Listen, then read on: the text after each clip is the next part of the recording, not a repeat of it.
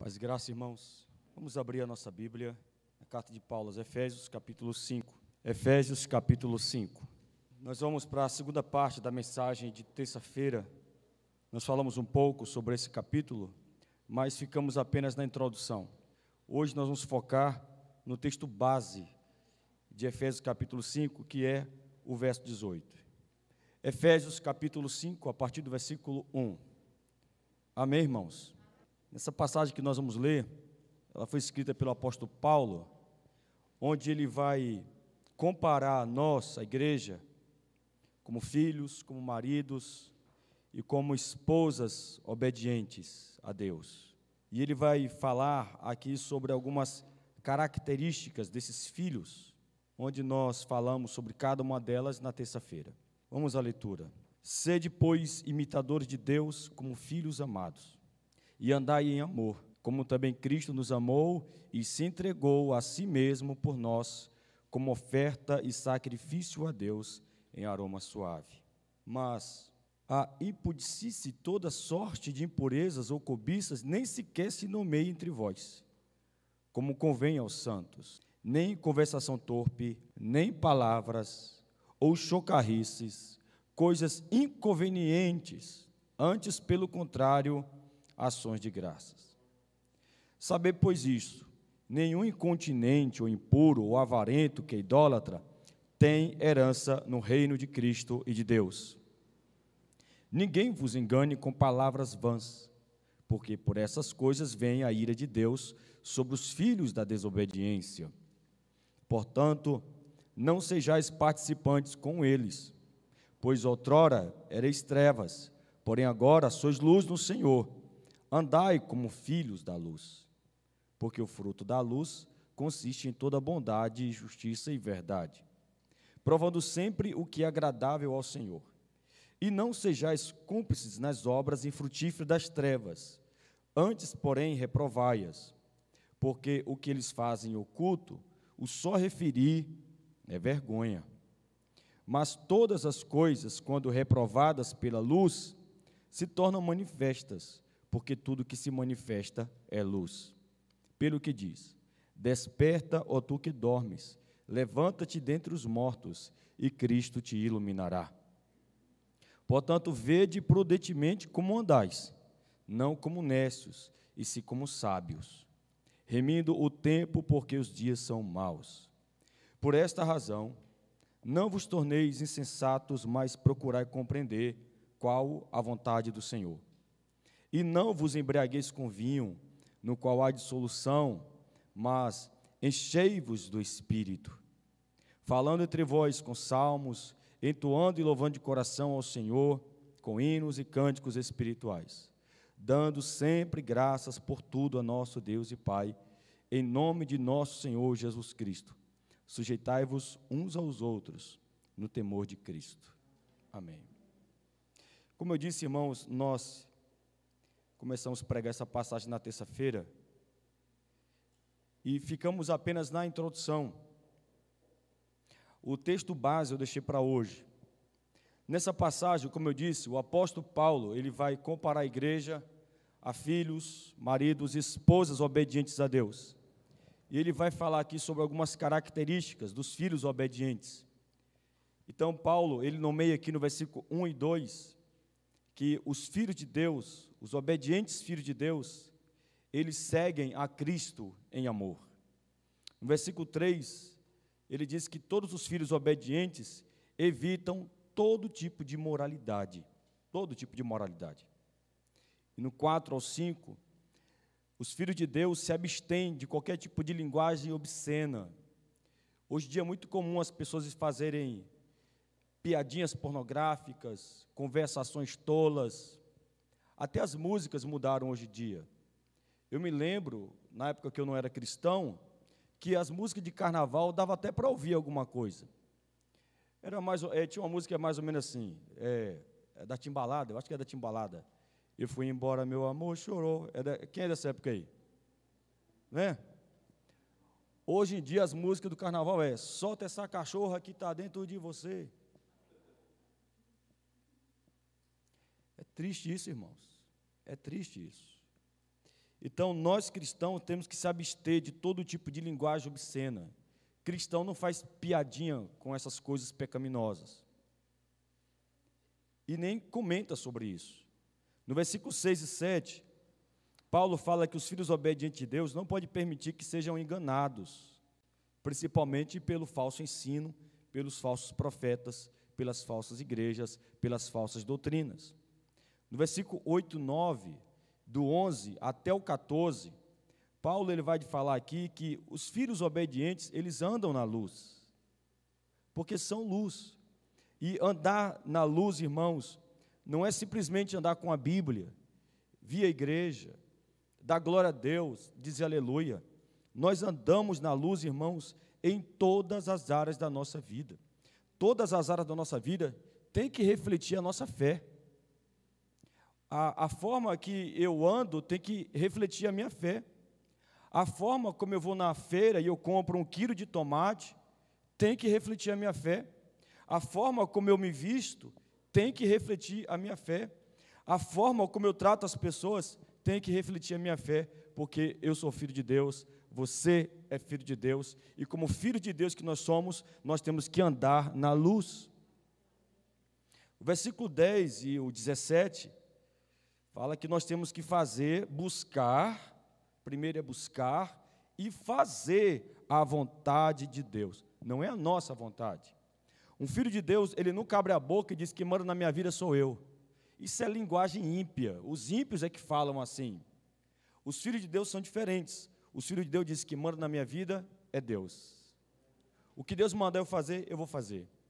Não importa se vai doer, não importa o quanto eu sofra, como filhos de Deus legítimos, faremos a vontade de Deus e buscaremos essa vontade de Deus. É por isso que nós temos que ler a Bíblia toda, é por isso que a gente tem que ver a igreja, é por isso que a gente tem que participar de discipulado, para a gente saber qual é a vontade de Deus para a nossa vida. E diante dessa descoberta, a gente vai lá e obedece, e pratica. E no versículo 15 e 16, Paulo vai falar outra característica dos filhos obedientes, onde ele diz que nós temos que usar todas as oportunidades para fazer o bem, todas as oportunidades, todas. Às vezes, as pessoas me ligam, eu estou cansado, é de madrugada, mas não tem jeito, tem que ajudar, não tem jeito. Temos que aproveitar todas as oportunidades para fazer o bem, porque através dessas obras, nós refletimos a glória de Deus, refletimos o caráter de Cristo. O versículo 18, na parte A, nos diz que nós não podemos se embebedar com vinho. Eu quero abrir um parênteses para doutrinar a igreja a esse respeito. A Bíblia não proíbe o crente de beber vinho, mas proíbe o crente de se embriagar com vinho. Quando é que beber vinho é pecado? Quando a gente gera escândalo. Por exemplo, se eu estou em uma reunião de família e tem lá uma garrafa de vinho e alguém me oferece vinho e eu tenho consciência de que as pessoas que estão na minha volta não entendem verdadeiramente aquilo que a Bíblia diz, e ao eu beber vinho, aquelas pessoas se sentirão escandalizadas, porque eu sabe que eu sou cristão e sabe que eu sou pastor, e infelizmente o brasileiro nesse ponto foi muito mal doutrinado, não é? Então eu devo me abster, eu não posso beber, não é? Ou então, outra questão que beber vinho é pecado, quando eu não tenho controle, eu não sei controlar, né? Existem pessoas que quando eram ímpios, eram alcoólatras, e por conta disso, não podem nem sequer experimentar o vinho. Infelizmente, o vinho no Brasil foi demonizado, porque antigamente o vinho da ceia, como é na Bíblia, é vinho mesmo, não é suco de uva, é vinho. Tanto que aquela passagem que nós lemos no momento da celebração da ceia, se a gente continuar lendo aquela passagem, havia um problema naquela cerimônia, onde os cristãos estavam se embebedando com o vinho da ceia. E Paulo, então, exorta aquela igreja. Então, é vinho mesmo. E, antigamente, a igreja, na ceia, usava, não era suco de uva. E não tem problema usar suco de uva, desde que seja o produto da uva. Então, o suco de uva é da uva, então não tem problema. Então, antigamente, era vinho. Mas, pelo fato de muitos alcoólatras estarem se convertendo e se batizando, ao tomarem esse vinho da ceia, eles tinham recaída e voltavam para o alcoolismo. E foi aí que a igreja começou a demonizar beber vinho. Então, se você não tem controle, não sabe beber, não beba.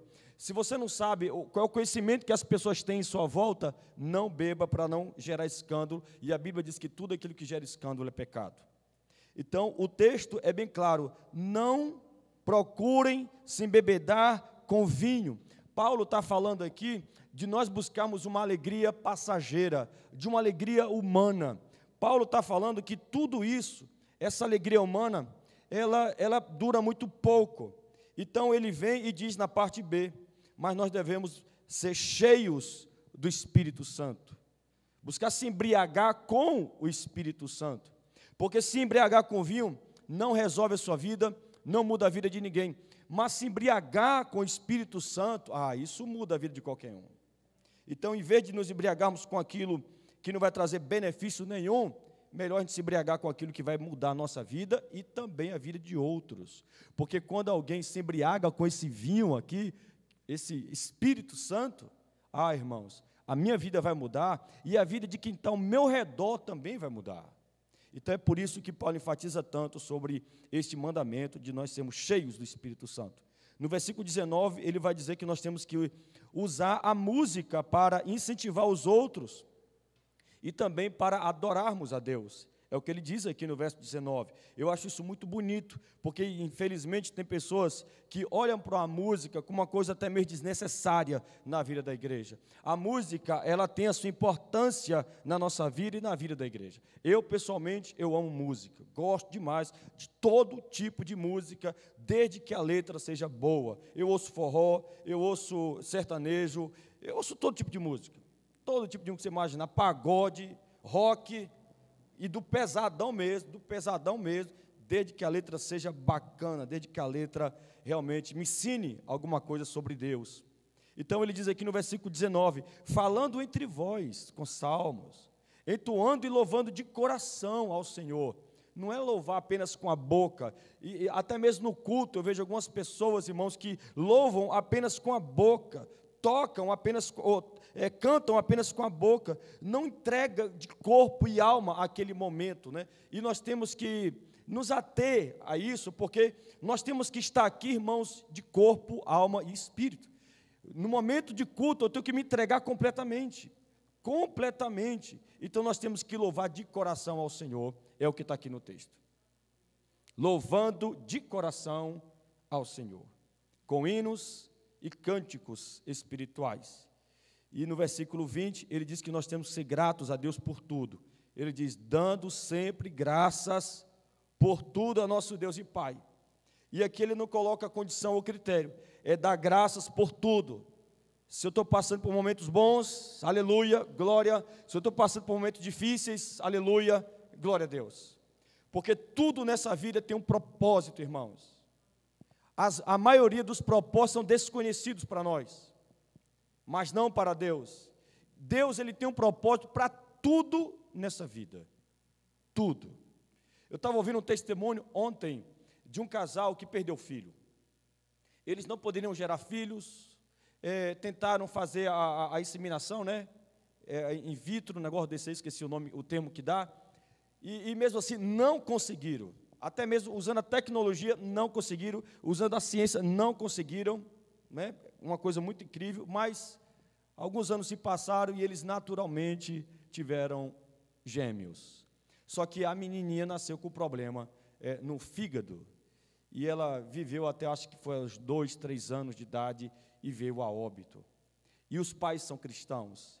E eu amei quando ele falou o seguinte, olha, quando tudo está dando certo na nossa vida, lá está a mão de Deus operando. Mas quando as coisas estão dando errado, lá está Deus também operando. Eu não compreendo porque Deus levou a minha filha, mas eu sei que Ele tem um propósito.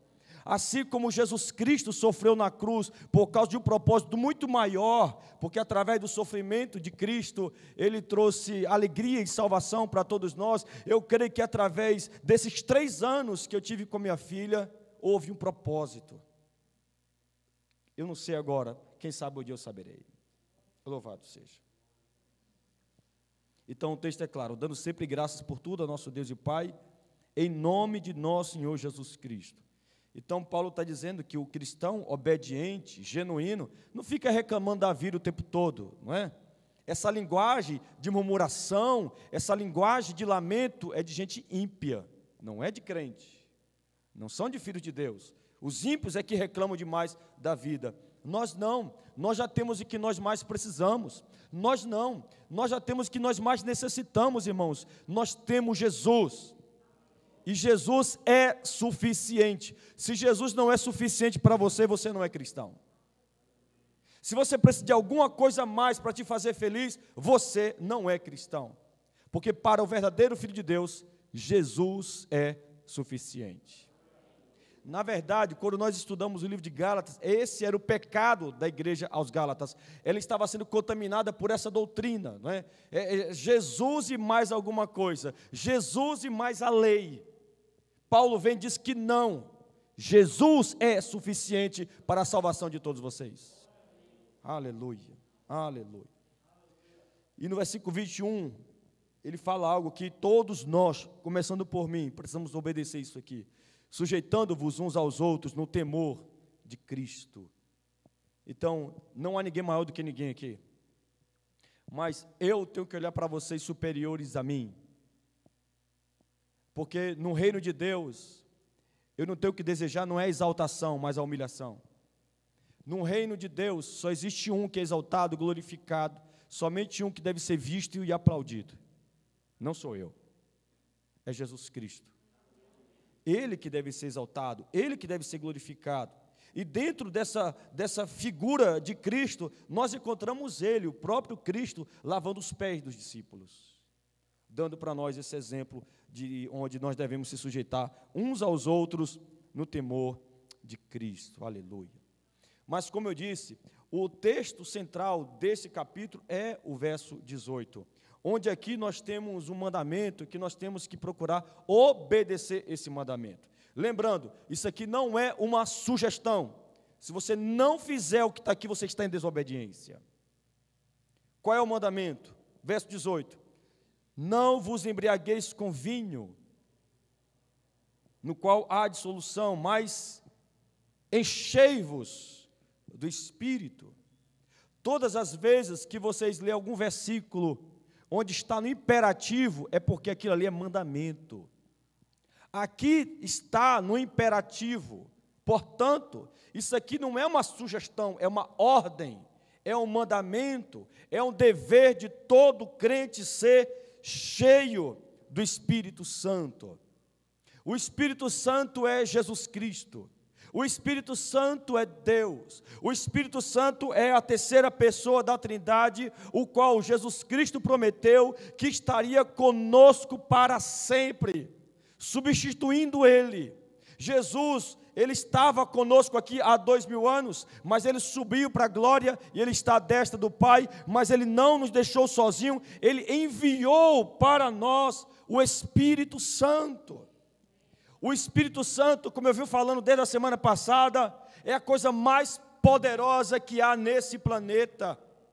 Irmãos, se há alguém aqui que realmente a vida foi transformada, sua vida não foi transformada assim através de suas próprias escolhas, decisões, não, foi através do poder do Espírito Santo.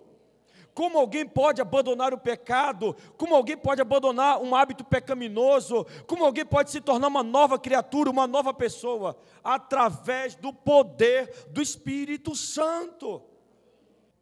É por isso, irmãos, que Paulo nos dá essa ordem. Sejam cheios do Espírito Santo. Aleluia. Porque nós precisamos distinguir, irmãos, entre ter o Espírito Santo e ser cheio do Espírito Santo. A Bíblia vai dizer para nós que todo cristão tem o Espírito Santo. Todo cristão é habitado pelo Espírito Santo. Mas nem todo cristão é cheio do Espírito Santo. E aqui já vale uma pergunta agora. Você tem o Espírito ou você é cheio do Espírito? Você tem que ter essa resposta. Porque você não pode se contentar em apenas ter o Espírito Santo. Existe um nível maior para você, e que você deve desejar esse nível. que é ser cheio do Espírito. Porque crentes que apenas têm o Espírito Santo não fazem muita diferença, e eu vou mostrar por quê. Somente aqueles que são cheios do Espírito é que fazem toda a diferença na vida da igreja, na própria vida, em casa e na sociedade. Paulo sabia disso e é por isso que ele dá essa ordem. Mas enchei-vos do Espírito Santo. Louvado seja. Eu quero dar aqui para vocês 3 referências bíblicas sobre esse ponto que eu estou me referindo. Ter o Espírito Santo. Efésios capítulo 1, no versículo 13, fala sobre isso, fala onde o Espírito Santo é dado a todo cristão no momento que ele se converte. No momento que alguém se converte, o Espírito Santo, esse poder, essa pessoa divina, começa a morar nessa pessoa, começa a habitar nessa pessoa, e através dessa habitação, a pessoa começa a mudar de vida, os vícios começam a largar, a cachaça, a bebida, os maus hábitos começam a ir embora, a pessoa começa a ter nojo daquilo que amava, daquilo que gostava, e ela entra em um processo de mudança, em um processo de santificação, e ela vai se apaixonando cada vez mais por Deus e por Jesus, através da obra do Espírito Santo. É o Espírito Santo que faz isso. E o Espírito Santo, como eu falei, é dado no momento da salvação como um selo. Se você entregou a vida para Jesus, e coisas que você fazia, e agora você não tem mais prazer em fazer, isso significa que você tem o Espírito Santo. Você está começando a buscar mais espiritualidade para a tua vida, você está buscando se relacionar mais com Jesus, através da habitação do Espírito Santo na sua vida. Isso significa que você foi selado pelo Espírito Santo. O Espírito Santo te selou, e agora ele está mudando você. Existem pessoas que o Espírito Santo muda a vida de alguém assim, ó, no estalar de dedo, bem rápido. Uma coisa bem rápida. Já outros, é um processo um pouco lento. Chegou na igreja fumando uma carteira de cigarro, né? Por dia. Mas entregou a vida para Jesus, diminuiu para 10. No outro mês diminuiu para 5. No outro mês diminuiu para 1. No outro mês parou completamente. Quem faz isso, irmãos? O Espírito Santo de Deus. Eu amo o Espírito Santo. Eu não consigo viver sem Ele, mas eu não quero ter Ele habitando, eu quero ser cheio dEle. Para mim não é suficiente, e eu já tenho um termômetro na minha vida já, quando o Espírito Santo apenas está habitando, eu sei quando o Espírito Santo só está habitando na minha vida, e eu sei quando o Espírito Santo está transbordando na minha vida. É como esses 2 copos aqui, ó.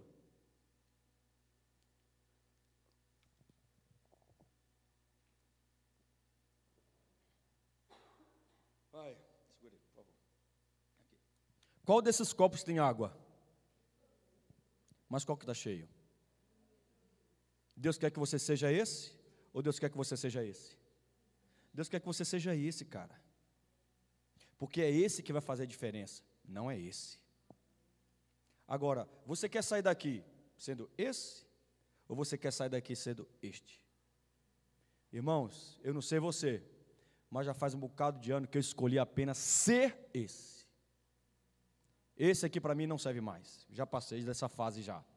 Ser esse aqui para mim não serve mais, já passei dessa fase, amém? Isso aqui para mim não é suficiente, não é. E eu queria que você se revoltasse hoje, e tomasse essa decisão de ser isso aqui. Queria muito que você pirasse aqui hoje, sabe? Desse um revestrar em você aí, e falar, olha, a partir de hoje, eu só quero ser cheio do Espírito. Estou cansado de apenas ter o Espírito. Eu quero ser cheio. Cheio, irmãos. Cheio. Como eu falei, ser cheio é que faz toda a diferença. Em João 7, do 37 ao 39, vai falar aqui para nós que o Espírito Santo é um dom dado a todos os crentes, sem exceção,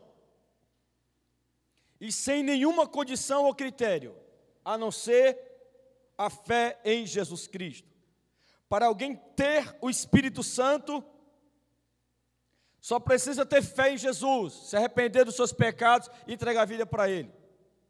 Se arrependeu dos pecados, teve fé em Jesus Cristo, tem o Espírito Santo, se torna morada do Espírito Santo. É o que está em João 7, do 37 ao 39.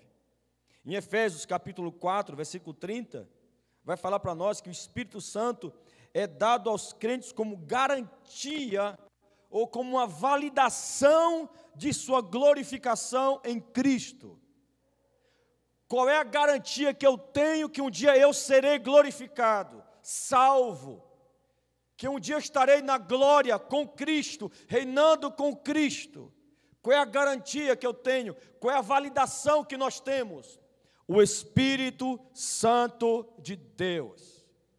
Como é que eu sei que eu tenho o Espírito Santo de Deus? Você tem nojo do pecado? Você se entristece quando você peca? Você se arrepende? Quando você lê aquela parte da Bíblia que diz, olha, não fofoqueis, você continua fofocando ou você para de fofocar? Se você é daqueles que quando a Bíblia vem e te exorta e diz, para de fazer isso, e você para de fazer, e você começa a mudar a sua vida, isso significa que você tem o Espírito Santo de Deus. Aleluia. Então, se você tem o Espírito Santo, imagine o céu como se fosse uma rampa para você chegar lá. Existem pessoas que estão subindo nessa rampa correndo. Eita glória, porque tem gente que é santo demais, né? Tem gente que vive uma santidade terrível e está subindo para o céu correndo. Outros estão subindo andando. Outros, como eu, estão subindo se rastejando a barriga no chão. Eu pergunto para vocês, qual desses estão indo para o céu? Qual desses? O que está correndo, o que está andando, ou o que está se rastejando? Todos estão indo para o céu. O importante é subir, irmãos. O importante é estar ali. Não, eu não vou parar, eu vou chegar lá, eu vou continuar batalhando, eu vou continuar lutando contra o pecado. Eu não vou ceder à carne, eu não vou ceder aos desejos pecaminosos, eu não vou parar, eu não vou ceder às tentações, eu vou continuar. Como a gente continua, irmãos? Através da presença do Espírito Santo. É o Espírito Santo que te empurra, é o Espírito Santo que te leva, bora, se levante, bora, bora. Aleluia. O importante é subir. Então, esses 3 textos bíblicos, irmão, falam sobre ter o Espírito Santo. Só que eu fico olhando para algum de vocês, e eu fico vendo que algum de vocês está muito contente em apenas ter o Espírito Santo. Irmão,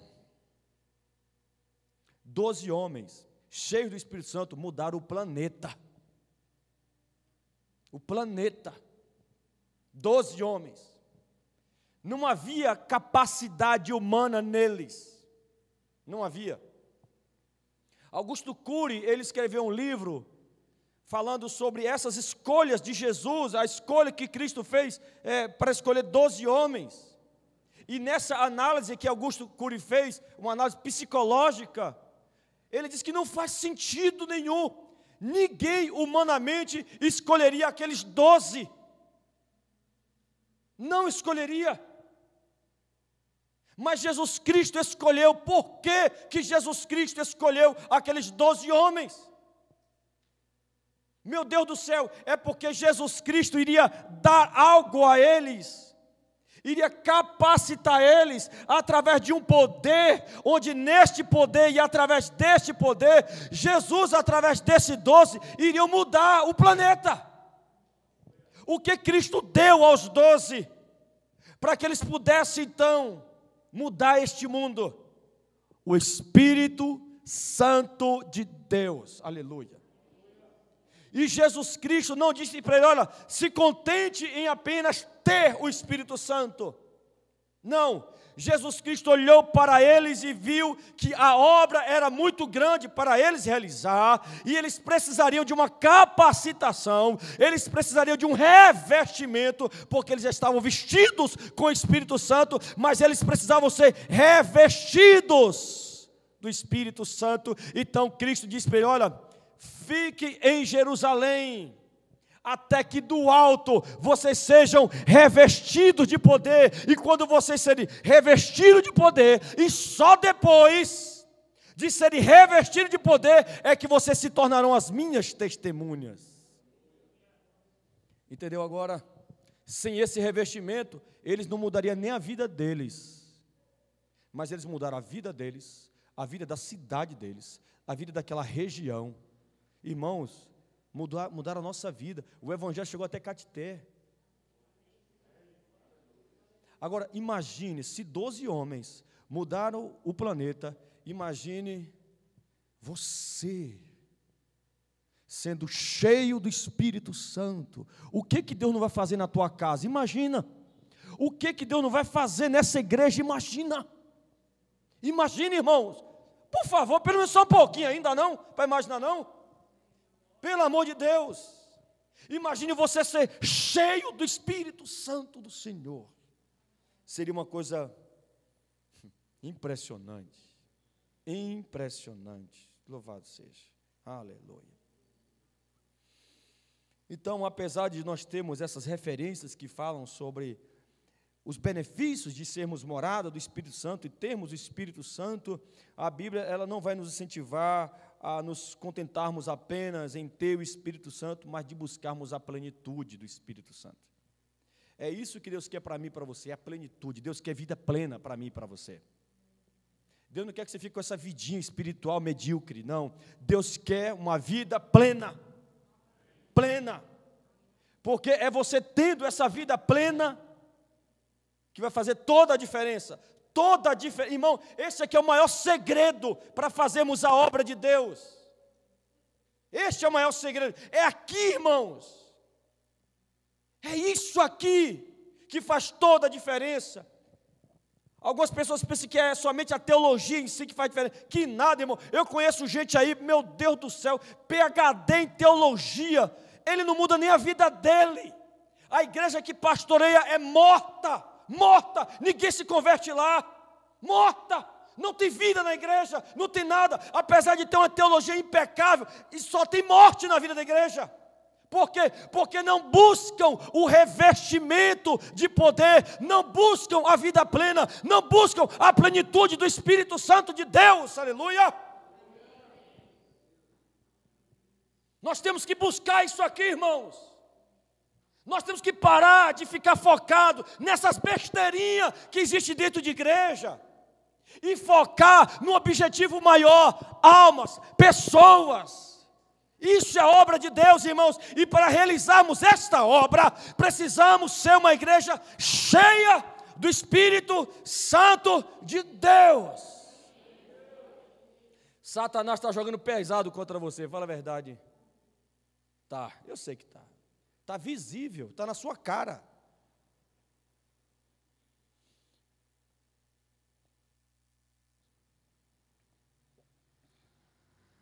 Ele não quer que você seja cheio do Espírito Santo. Ele quer que você fique aí. Cara fechada, desanimado, frio, só racionalizando. Vou, vai, fique assim, vá. Blinde a sua mente, em nome de Jesus. Blinde a sua mente, em nome de Jesus Cristo. Não deixa Satanás atacar aí. Blinde ela. Aleluia. Satanás, eu como pastor dessa igreja, irmão, Satanás joga pesado em cima de mim, para me desmotivar, para me parar de ser esse homem que eu busco ser. Aleluia. Mas eu aprendi o segredo. Irmão.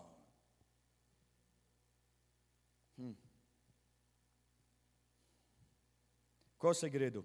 Eu escolho as minhas guerras. Eu escolho as minhas batalhas. Pastor, está acontecendo isso aí, deixa. A gente só ora, deixa Deus resolver isso aí. Vamos focar aqui, ó.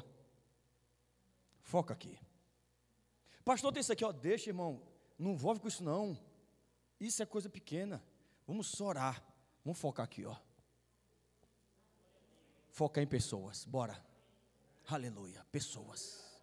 Aleluia. Vida espiritual da igreja. Vamos focar nisso aqui. Pastor, deixa, amor. Deixa, Luiz. Para com isso, cara.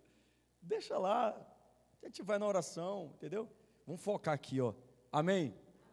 Você está me entendendo, gente? Em nome de Jesus Cristo, não deixa Satanás roubar essa bênção maravilhosa de você.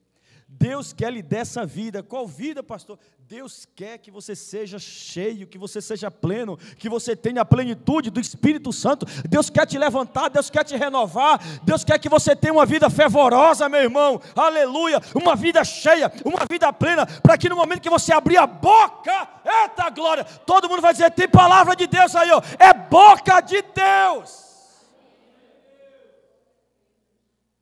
Pastor, como é que eu ganho minha família? Seja cheio do Espírito Santo. Pastor, como é que eu ganho meu marido? Seja uma mulher cheia do Espírito Santo. E não uma mulher chata, mas uma mulher cheia do Espírito Santo. Pastor, como é que eu mudo a vida da minha mulher? Seja um homem cheio do Espírito Santo. Pastor, como é que eu vou mudar a vida dos meus filhos? Seja um casal cheio do Espírito Santo. É isso que vai fazer a diferença, meus irmãos. É isso que faz toda a diferença. Aleluia. Mas infelizmente, irmãos, nós temos algumas pessoas que não são cheios. E eu separei aqui algumas características que evidenciam uma pessoa que não é cheia do Espírito Santo. Eu não coloquei aqui na sequência de importância, no grau de importância, não. Aqui vai, sabe, está bem assim, não está assim, mais importante é esse, não. Mas eu coloquei alguma coisa aqui. As pessoas que não são cheias do Espírito Santo, pode analisar. Faça um teste. Facilmente dão lugar ao pecado. Facilmente dão lugar ao pecado. Mas é fácil para cair. Se não é cheio, o pecado vem rapidinho e a pessoa cede. Número 2, são desanimados. Quem não é cheio do Espírito Santo, olha para a vida, irmão. Pai eterno. O zóio caído. Dá um glória aí. Dá um aleluia. Desanimado. E eu não estou falando que o crente cheio do Espírito Santo não fica desanimado, irmão. Eu estou falando aqui de permanência. Entendeu? Quem não é cheio do Espírito Santo passa semanas desanimado, meu irmão. Eu quero ver um crente cheio do Espírito Santo passar mais de 3 dias desanimado. Não passa não, porque dá logo um jeito de resolver. Vai logo para o joelho, amém? Abre o coração, rasga, joga tudo, vomita tudo, deixa tudo no altar de Deus, depois se levanta, toma um banho, passa uma água na cabeça, aleluia, né, irmã Irene? Dá uma ajeitada no cabelo, bota a melhor roupa, vem para a igreja e diz, oh glória! O crente cheio de Espírito Santo é assim, é doidinho. É uma coisa impressionante uma pessoa cheia do Espírito Santo. É bom pastorear a pessoa cheia do Espírito Santo. É uma bênção. Pastorear gente cheia do Espírito Santo é uma bênção. Agora, pastorear crente que... irmão, é uma tristeza. É difícil pastorear pessoas que não são cheias do Espírito Santo. Terceiro, quem não é cheio do Espírito Santo são isolados da comunidade cristã. Se isolam.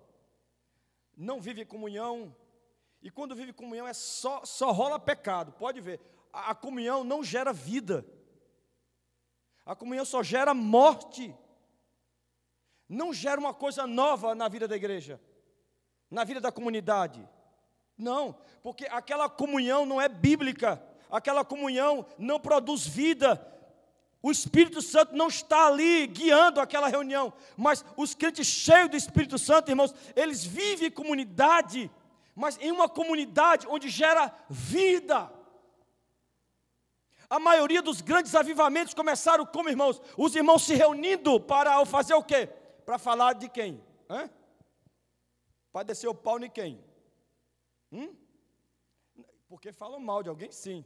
Desce o pau no capeta, né? Desce o pau no capeta, fala mal do capeta e fala muito bem da vida da igreja.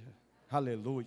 E começam a orar, aleluia. Eita glória. E começam a orar, começam a clamar a Deus. Gente, isso é uma maravilha.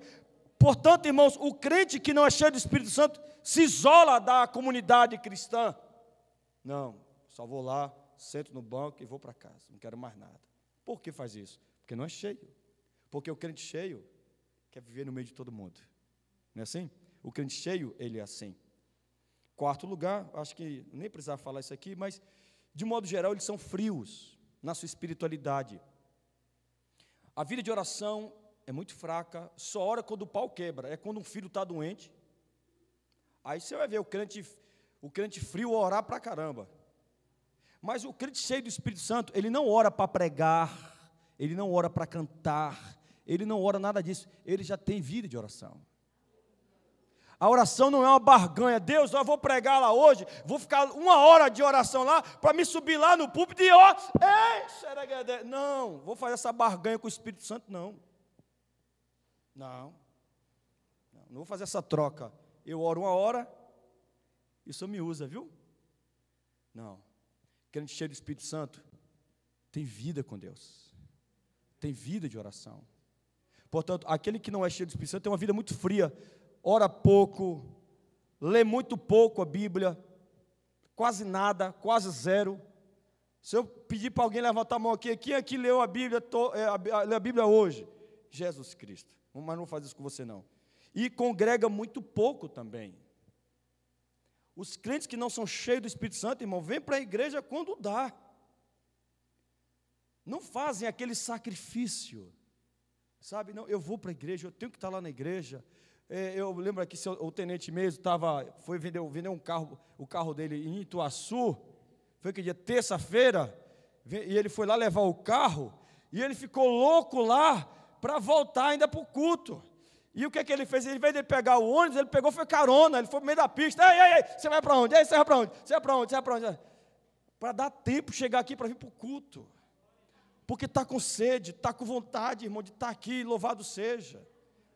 Mas aquele que não é cheio, e que não busca essa vida cheia, é frio. Em quinto lugar, o cristão que não é cheio do Espírito Santo é infrutífero. Não produz na obra de Deus. Quantas visitas está aqui que você traz? Quantas almas você está discipulando? Quem você está ajudando a conhecer Jesus Cristo? Quem? Nossa igreja, irmão, graças a Deus, está vindo muitas visitas. Mas quem é que está trazendo? Quem é que está trazendo essas pessoas para cá? É você? Somente crentes cheios do Espírito Santo, irmãos, abre a boca para convidar outras pessoas. Somente crentes cheios do Espírito Santo, irmãos, se preocupa em evangelizar a vida de alguém. Somente crentes cheios do Espírito Santo, irmãos, procura ajudar outras pessoas a conhecerem mais o Evangelho. Quem não é cheio do Espírito Santo se cala. Só presta para reclamar. Deus não te chamou para isso, meu irmão. Deus chamou você para frutificar na obra, frutificar no reino, produza alguma coisa, olhe para alguma coisa boa que está acontecendo na vida da igreja e fale, olha, aquilo ali é graças a Jesus Cristo, graças ao Espírito Santo e por meu intermédio.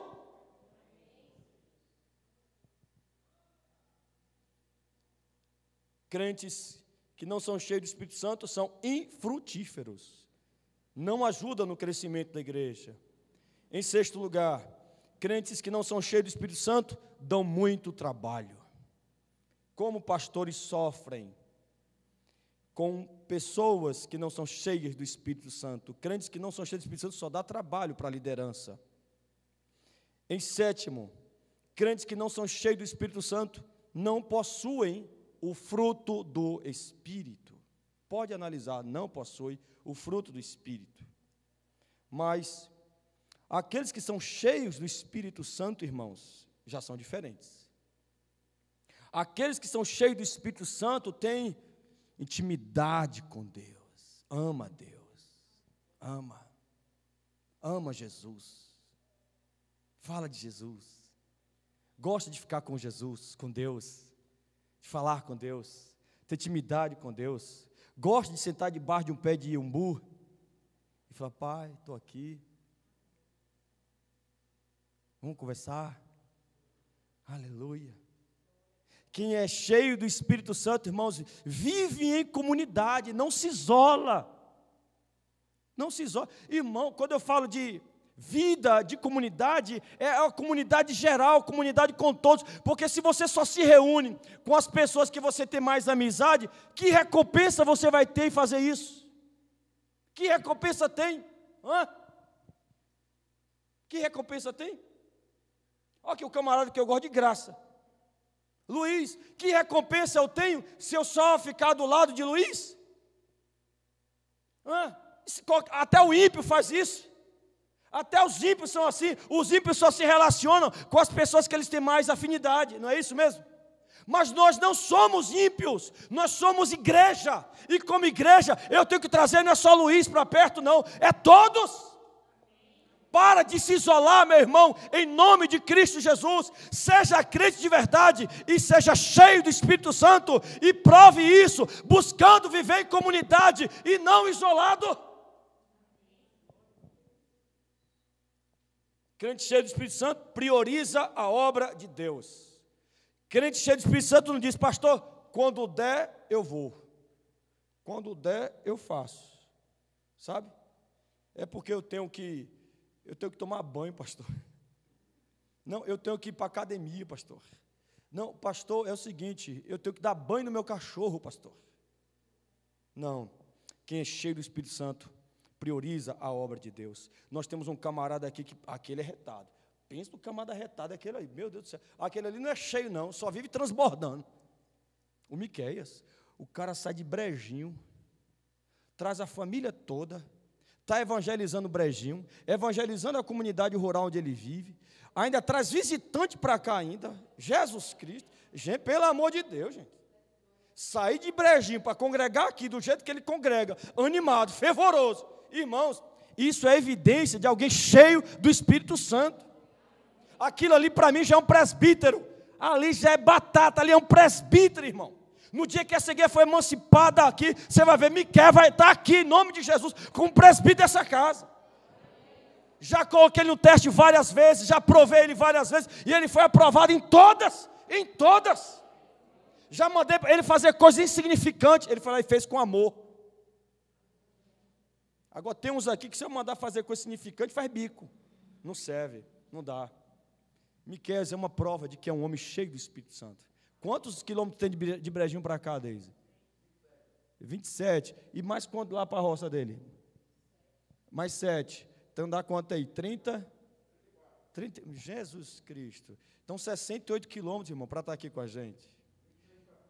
Hã? Não entendi.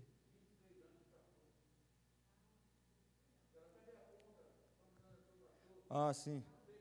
26, né? Veio depois, mas valeu. Amém. Então, o crente cheio do Espírito Santo prioriza a obra de Deus. Tem referência, pastor? Tem. É só você ler Lucas 12, 20. Em quarto lugar, o crente cheio do Espírito Santo busca intensamente, não é as bênçãos, mas a face de Deus, a presença de Deus. Você se importa com isso? Ou você só para buscar Deus intensamente quando você precisa de um milagre, quando você precisa de uma bênção? Eu sei que tem pessoas aqui, e eu louvo a Deus por você ter feito isso, que oraram muito por Samuel e continuam orando. Sabe, pessoas aqui oraram assim rapidinho, 3 horas, sem parar. 3 horas de joelho aqui. 3 horas, irmãos. Eu estava aqui. Fiquei aqui também, 3 horas de joelho aqui. Mas só por Samuel você fez isso? Irmãos, Deus está nos ensinando muita coisa. Precisamos orar intensamente sim pela vida de Samuel, mas não somente pela vida de Samuel. Mas nós devemos fazer o mesmo também pela nossa espiritualidade. para buscarmos essa vida plena, essa vida cheia do Espírito Santo. Talvez hoje você está de boa, está se racionalizando aí, tranquilamente, irmão. Eu espero que não chegue um momento na sua vida onde você não venha entender isso que eu estou falando aqui. Porque essa experiência toda na vida de Samuel mudou completamente a vida do pai. Camilo não tinha muita espiritualidade. Hoje, senta com o Camilo para você ver, só fala de Deus. Você está entendendo isso, irmão? Em nome de Jesus Cristo. Ei, busque intensamente a presença de Deus, a face de Deus para a tua vida, porque através dessa presença na tua vida, aleluia, você vai ajudar a vida de muitas outras pessoas. As pessoas vão olhar para você e ver Deus na sua vida, e vão te procurar. Existem muitas pessoas, irmãos, aí fora, precisando de Deus. Onde elas vão encontrar Deus? Em você, em nós, irmãos.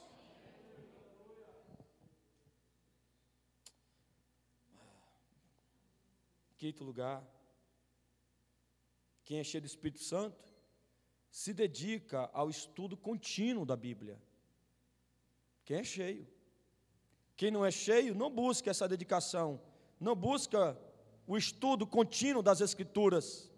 Tem muita preguiça para isso. Em sexto lugar, quem é cheio do Espírito Santo não negligenciam as práticas espirituais, a oração, a leitura, a congregação, a vida da igreja, o jejum, não. Quem é cheio do Espírito Santo ora, quem é cheio do Espírito Santo lê Bíblia, quem é cheio do Espírito Santo congrega, quem é cheio do Espírito Santo, irmãos, busca Deus.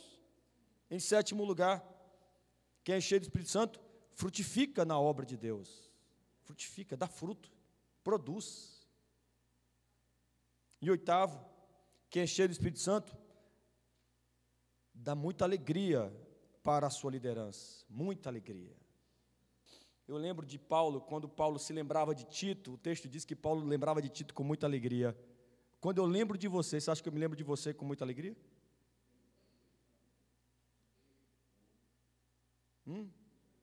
Quando eu lembro assim, fulano de tal, me traz alegria? Carlos, quando eu lembro de você, velho, vou te falar, viu? Moço, você é um camarada demais, cara. E por último, quem é cheio do Espírito Santo, busca o fruto do Espírito. Busca o fruto do Espírito. Então, irmãos, é por isso que aqui nesse texto de Efésios 5,18, nós temos esse mandamento, né? Enchei-vos do Espírito. E ser cheio do Espírito, é assim, grosso modo, significa ceder ao Espírito Santo de tal maneira que Ele possa nos possuir totalmente. E nesse sentido nós ficarmos plenos. Ser cheio do Espírito Santo significa isso. É você ceder ao agir e ao trabalhar do Espírito Santo na sua vida. Ele falou, bora, cabe com esse orgulho, para com isso, joga isso por terra, abandone isso, abandone esse relacionamento, para com esse tipo de conversa, para com esse tipo de atitude, deixa eu entrar na sua vida, deixa eu te dominar, desliga esse computador, sai da internet, vem para a Escritura, vai para a igreja, vá para o joelho, me busque intensamente, faça uma jornada de oração comigo, bora! E você diz, amém, eu vou. Você cede, entendeu? Você não resiste, mas você cede. Tem muita gente aqui que está resistindo ao que está ouvindo. Resistindo ao que está ouvindo. Não consegue absorver o que está ouvindo. Você nunca será cheio do Espírito Santo. Você nunca será usado por Deus. Porque em vez de você dizer, se desarmar, né? Se desarmar, porque tem que ficar todo armado. Em vez de você se desarmar e falar assim, ó, eu preciso disso. Eu preciso mudar a minha vida. Isso está certo. Se você fizer isso, ceder, ai, meu irmão, você será tremendamente usado por Deus. Aleluia, aleluia, aleluia. Nós podemos observar que pessoas que foram, e que são, né, cheias do Espírito Santo, e que são revestidos de poder, porque esse revestimento, como eu falei no início, é que faz toda a diferença no ministério, é que faz toda a diferença na vida espiritual, esse revestimento de poder. Pode fazer uma pesquisa com as pessoas que foram revestidas e que buscam essa vida cheia do Espírito Santo.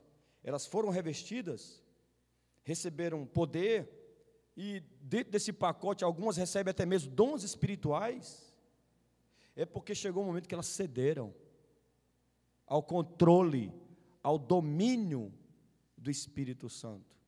Quando nós cedemos, irmãos, Ele vem e faz. Quando Jesus Cristo disse, olha, ficai em Jerusalém, eles ficaram lá no cenáculo e eles cederam. Eles estavam prontos para o que viria. E quando aquilo veio, irmãos, a Bíblia diz que todos foram cheios do Espírito Santo. Se esse vento vier aqui agora, nesse momento aqui sobre nós, irmãos, quantos serão cheios de nós aqui? Todos nós seremos cheios? Será que há unanimidade aqui no nosso meio? Será que tem unanimidade aqui? Será que há uma perseverança unânime por parte de todos que estão presentes aqui? Será que todos nós estamos realmente se entregando, cedendo, buscando, querendo, desejando ser cheio do Espírito Santo?